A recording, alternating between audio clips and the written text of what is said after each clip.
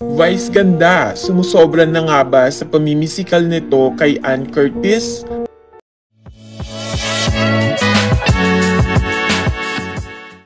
Alamin natin ang kwento. Isang netizen ang hindi napigilan na magbigay ng kanyang reaksyon sa physical hosting ng mga host ng It's Showtime na pinangungunahan ni Vice Ganda, Vong Navarro, Jong Hilario, Ann Curtis at marami pang iba. Noong April 13, Sabado, naglabas ng kanyang opinyon ang isang netizen sa X o dating Twitter tungkol sa kanyang obserbasyon sa isang video clip na kanyang napanood ng kakulitan ng dalawang host sa nasabing noontime show. Ayon sa netizen na ito, walang problema sa pag-aasaran at pagkukulitan ni na Vice Ganda at Ann. Ngunit sana ay hindi umabot ito sa pisikal na pananakit.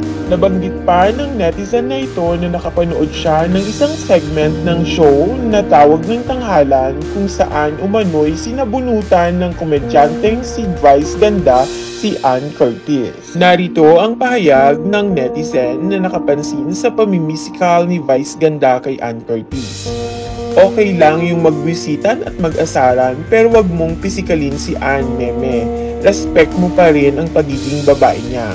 I have watched one time sa Tawag ng Tanghalan. Biniro ka ni Jong, may nilagay sa buhok mo tapos bigla mong sinabunutan si Ann. Napagbintangan mo siya, respect mo pa rin siya. Talak ng netizen na ito. Kaagad namang sumagot si Vice Ganda sa pangaral ng netizen na ito at sinabi niyang mayroon silang pagkakaintindihan ni Ann Curtis kung paano sila magharutan.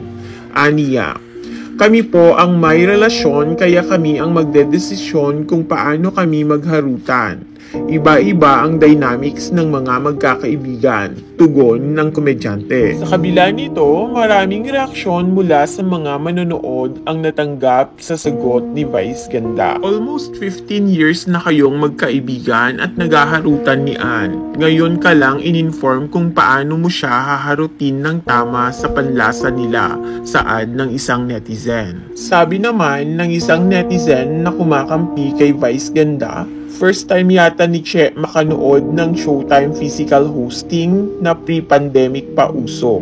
Ito naman ang nasabi ni Lilian. Pangpataas ng ratings, hindi naman nakakatuwa at hindi natural ang OA ng peg ni Vice. Parang lahat pakikisamahan siya kahit na siyang mas matagal pa sa kanya sa industriya. Taas ng level ni Vice, tae. Ito naman ang nasabi ni Michael Wan. May mga batang nanonood sa inyo, baka akalain ng mga bata tama ang ganyang biruan. Huwag ganon.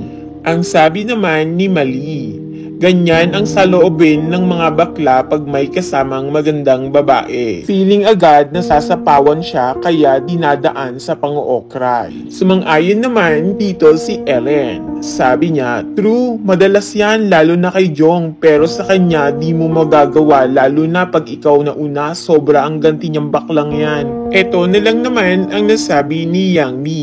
Basta I love meme, Miss Ann and Showtime family. Thumbs up, heart, heart, heart. Ano ang masasabi mo sa biruang ito ni Ann Curtis at Vice Ganda? Sang-ayon ka ba sa kanilang pamimisikal sa isa't isa? Lalo na ang ginagawa ni Vice Ganda kay Ann Curtis? Isulat ang iyong komento.